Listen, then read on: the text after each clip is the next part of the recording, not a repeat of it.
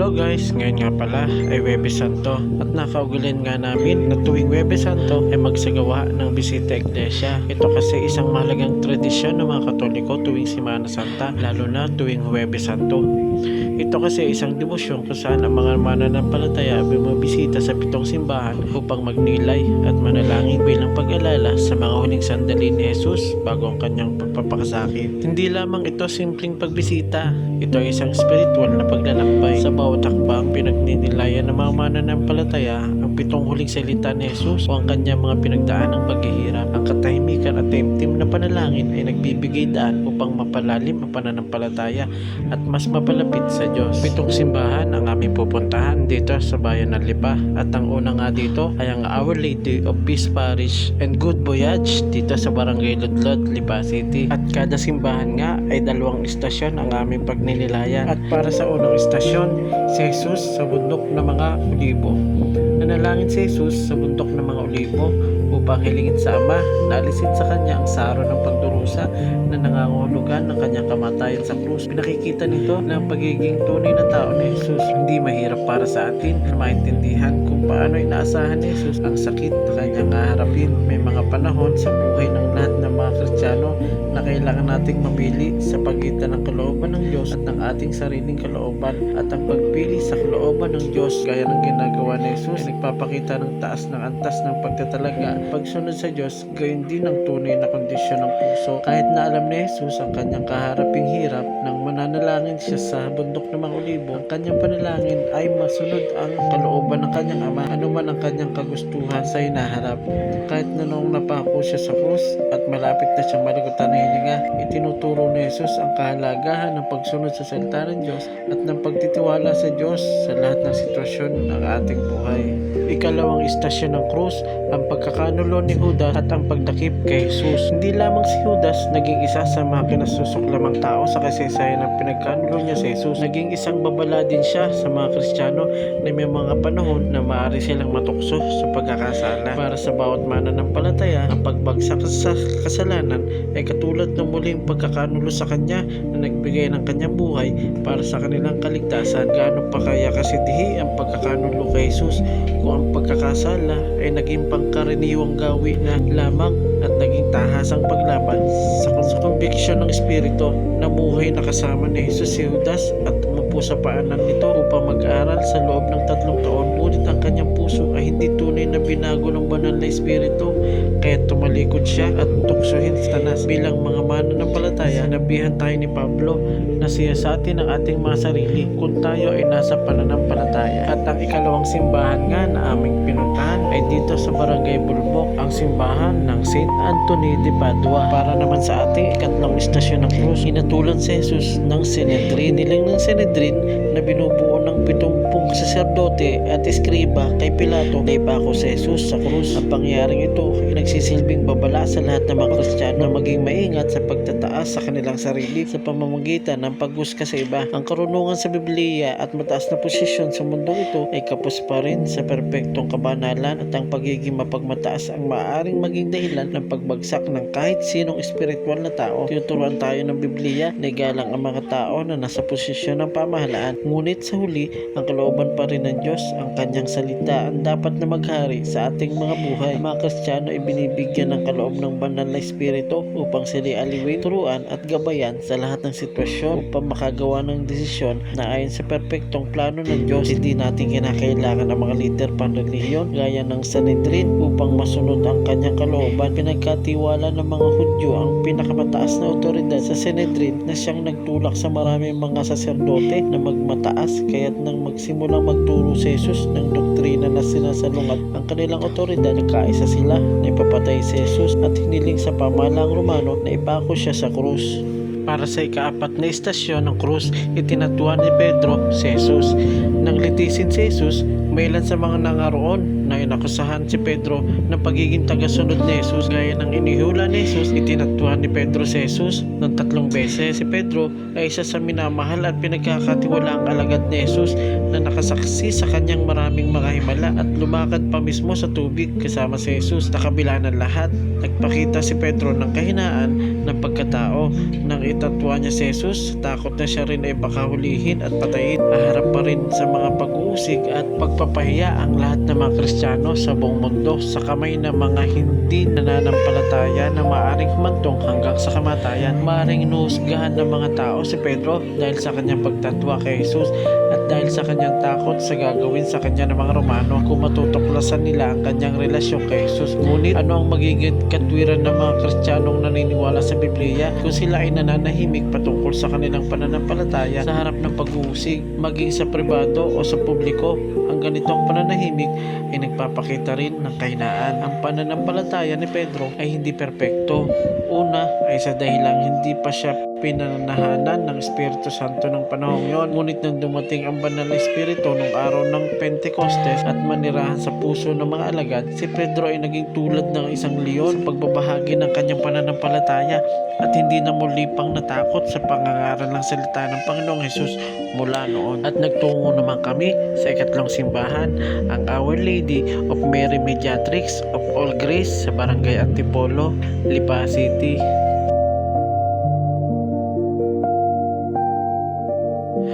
At para naman sa ating ikalimang istasyon ng krus, hinatulan ni Poncio Pilato si Jesus sa pamantayan ng hustisya sa ating panahon ngayon. Malamang na hindi si Jesus mahatulan ng kahit anong korte, lalo pat walang malinaw na ebidensya na magagamit laban sa kanya. Walang makita si Poncio Pilato na anumang kasalanan kay Jesus, kaya tinangka niya itong palayain. Ngunit pinagpilitan ng saserdote, mga Sanhedrin na ipapatay si Jesus. Itinuring ng mga pinuno ng Sanhedrin na nagtuturo ng ekstriktong pagsunod sa kautusan ni Moises at ng kanilang tradisyon na isang malaking banta si Jesus sa kanila. Itinuro ni Jesus sa mga tao na ang kaligtasan ay sa biyaya lamang ng Diyos at hindi dahil sa pagsunod sa mga kautusan ng Sanhedrin, at hindi lamang nilalabanan ng katuroang ito ang kanilang otoridad, kundi ito ay isang malaking banta rin sa kanilang pinagkakakitaan.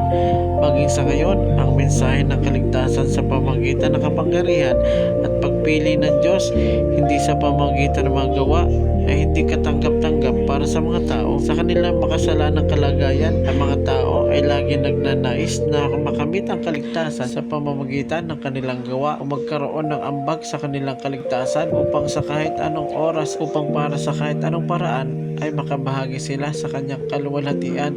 Ngunit ang kaligtasan ay sa Panginoon at hindi niya maaaring ibahagi ang kanyang kaluwalhatian sa kanino man. Ika-6 na istasyon ng krus, hinampas si Jesus at pinutungan ng koronang tinik. Ang kagalingan na tinutukoy sa mga talatang ito ay espiritual na kagalingan o kagalingan mula sa kasalanan, hindi sa kagalingang pisikal.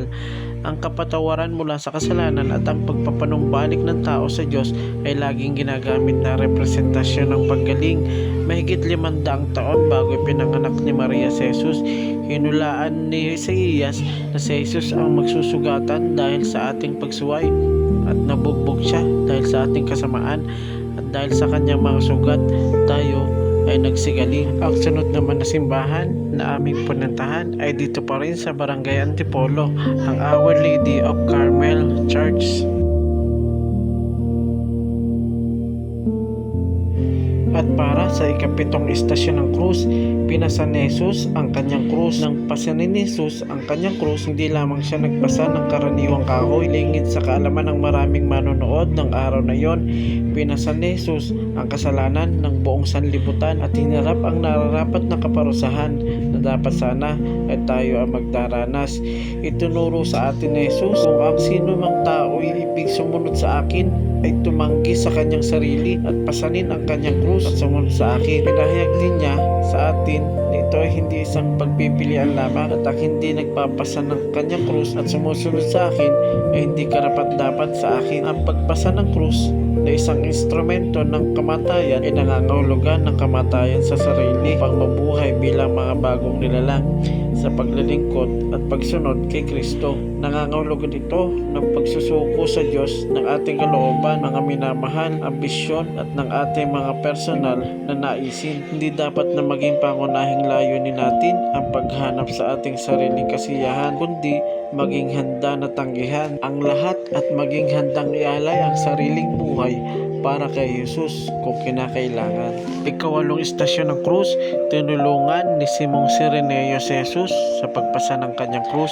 May tuturing na si Simong Sireneo, biktima lamang ng sirkumstansya. Maaring nagpunta siya sa Jerusalem para sa pista ng Pasko at maaring wala siyang nalalaman sa mga nangyayari sa Jerusalem. Kaunti lamang ang ating nalalaman tungkol kay Simong Sireneo dahil minsan lang siya nabanggit sa Biblia nang tulungan niya ang Panginoong Hesus sa pagbuhat ng krus na kanyang pagpapakuan. Nakutusan siya ng mga sundalong Romano, hindi tumanggi si Simon, maaaring dahil sa takot para sa kanyang sariling buhay. Hindi gaya ni Hesus na kusang pinasan ang kanyang krus, si Simon ay napilitan lamang na pasanin ito. Bilang mga Kristiyano, dapat tayong kusang makisama kay Hesus sa kanyang pagdurusa, gaya ng sinabi ni Pablo sa atin, huwag mo ngang ikahiya ang pagpapatotoo sa ating Panginoon. Di ako nabilanggo niya kung magtiis ka ng mga kahirapan dahil sa Ebanghelyo ayon sa kapangyarihan ng Diyos. At ang ikalimang simbahan nga na aming pinuntahan ay ang Divino Amor Parish Church Redemptorist, Barangay San Sebastian, Lipa City. Para sa ating ikasiyam na istasyon ng krus, sinalubong si Jesus ng mga babae sa Jerusalem. Nang masalubong ni Jesus ang mga babaeng nananangis at ang ilan sa kanyang mga alagad sa daan patungo sa Golgota, sinabihan niya sila na huwag manangis para sa kanya, kundi para sa kanilang mga anak. Kahit sa gitna ng masidhing paghihirap at kahihiyan, hindi inuna ni Jesus ang pansariling kapakanan, kundi ang kapakanan ng mga taong maharap sa panganib ng walang hanggang pagdurusa dahil sa kanilang mga kasalanan. Ang parehong babala ay napapanahon din para sa mga Kristiyano ngayon at nararapat tayong maging maingat at hindi natin dapat unahin ang mga alalahanin natin sa buhay bago ang pagtatalaga natin ng ating sarili sa pagsunod sa Diyos. Sinabi ni Jesus, ang kahariang ito ay hindi sa sanlibutan ito at bilang mga mamamayan ng langit, ang ating layunin at atensyon ay dapat na para sa langit. Ikasampung istasyon ng krus, ipinako si Jesus sa krus sa kabila na 2,000 taon na nakalilipas. Napakahirap pa rin isipin ang sakit na nadama ng Panginoong Jesus, maging ng mga nakasaksi sa kanyang paghihirap, ang pagtusok ng pako sa kanyang mga kamay at mga paa sa kahoy na pinagpakuan sa kanya, kung saan nalagot ang kanyang hininga bilang nagkatawang taong Diyos. Hindi agad lubos na naunawaan ng kanyang mga alagad at mahal sa buhay ang kahulugan ng mga nagaganap ng oras na iyon. Di pa nila kayang maunawaan ang kahulugan na ang kasamaang ito ng mga taong nagpapatay kay Jesus ay ayon sa banal na plano at layunin ng Diyos para sa ikaliligtas ng sino mang mananampalataya kay Jesus. Para sa atin ngayon, hindi tayo makakaiwas sa parusa kapag hindi natin pinahalagaan ang kaligtasan ito. Napakatakila. Kay Jesucristo lamang matatagpuan ang kaligtasan, sapagkat sa silong ng langit ang kanyang pangalan lamang ang ibinigay ng Diyos sa ikaliligtas ng tao. Para sa ika-6 na simbahan, nagpunta naman kami sa San Sebastian Cathedral dito mismo sa Lipa City.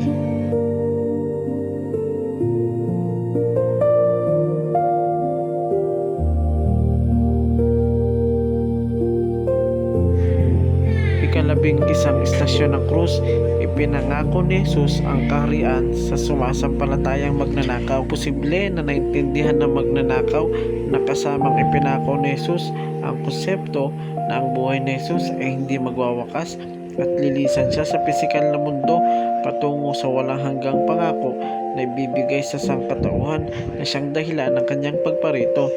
Ang magnanakaw ang isa sa mga pinakaunang nakapasok sa bagong tipan sa paraiso sa biyaya ng Diyos sa pamamagitan ng pananampalataya. Sinabi ni Jesus sa magnanakaw, nakakasamahin niya ito sa paraiso sa mismong araw na iyon dahil tumanggap at sumampalataya siya sa anak ng Diyos. Malinaw na ito ay isang halimbawa na ang tao ay naliligtas sa biyaya sa pamamagitan ng pananampalataya, hindi dahil sa gawa gaya ng nais na ipaunawa sa kanila ng inusig at pinapatay na si Jesus. Ika-12 istasyon ng krus, nakipag-usap si Jesus kay Maria at sa kanyang mga alagad habang nakapako sa krus. na mga sandaling malapit na siyang mamatay, mas inuna pa ni Jesus ang pangangailangan ng iba bago ang sa kanyang sarili, at buong pag-ibig na pinagkatiwala ang pangangalaga sa kanyang ina kay Juan na kanyang minamahal na alagad. Sa kanyang buong buhay, maging sa kanyang kamatayan, nagturo siya sa pamamagitan ng halimbawa na dapat nating unahin ang kapakanan ng iba kaysa sa ating sariling kapakanan, at ipailalim ang lahat ng perpektong kalooban ng Diyos, ang kahandaan na manatili sa kanyang salita na pinatunayan ang kanyang mga gawa sa pamamagitan ng tapat na pagsasakripisyo para sa iba sa oras ng kahirapan, ay isang hindi mapagpapasubali ang katangian ng isang tunay na Kristiyano. At ang pampitong simbahan na aming kinuntahan ay ang kasalukuyang ginagawang San Vicente Parish Church sa may barangay Banay-Banay, Lipa City. Para sa ika-13 istasyon ng krus, namatay si Jesus sa krus. Sa oras ng kamatayan ni Jesus, ang tabing sa templo na naghihiwalay sa dakong banal at dakong kabanal-banalan ay napunit mula sa itaas pababa. Ito ay nakapaghihilakbot para sa mga Hudyo na nakasaksi sa mga pangyayari na hindi naunawaan na nangangahulugan ito na natapos na ang lumang tipan at nag-umpisa na ang bagong tipan. Hindi na kailan pa muling mahihiwalay ang tao sa Diyos dahil sa kanyang mga kasalanan, at malaya na tayo makapapasok sa trono ng biyaya ng Diyos ng may lakas ng loob sa pamamagitan ng panalangin para sa kapatawaran ng ating mga kasalanan. Ang buhay at ang kamatayan ni Jesus ang nag-alis ng kasalanan na naging hadlang sa paglapit natin sa Diyos at ginawang posible para sa tao na magkaroon ng kaligtasan sa pamamagitan ng biyaya ng Diyos. Ika-14 na istasyon ng krus, inilibing si Jesus. Pagkatapos na mamatay ni Jesus at ibaba ang kanyang katawan sa krus, inilagak ang kanyang labi sa isang libingan na ipinagkaloob ng isang lalaki na nagngangalang Jose mula sa bayan ng Arimatea. Siya ay isa ring miyembro ng Sinedrin, ngunit tumutol sa paglilitis kay Jesus at sa pagpapako sa kanya sa krus. Lihim na naniniwala si Jose kay Jesus na siya ang Mesiyas ayon sa kasulatan, ngunit natatakot siya na ipakita sa publiko na siya ay isang mananampalataya. Pagkatapos na mamatay na Jesus, pumunta si Jose kay Pilato at hiniling na ang katawan ni Jesus upang mabigyan niya ito ng disenteng libing. Ang dakilang pagsasakripisyo ni Jesus sa krus ay hindi lamang nagbunga ng katubusan mula sa kasalanan ng tao, ngunit ito rin ang nagsilbing tagumpay na gumapi sa kamatayan at tiyak na hindi matatakasan ng lahat ng tao na ipinanganak sa ilalim ng sumpa ng Diyos. Ang ating manlilikha ay makatarungan at hindi nagtatangi, kaya't hinihingi niya ang kabayaran para sa kasalanan ng tao. Dahil ang Diyos ay pag-ibig at mahabagin, ngunit makatarungan din naman, ibinigay niya ang kanyang bugtong na anak upang siyang magbayad ng ating mga kasalanan. Kaya nga kung hindi dahil kay Jesus, tayo ay nararapat na sumpain at parusahan magpakailanman sa walang hanggang apoy.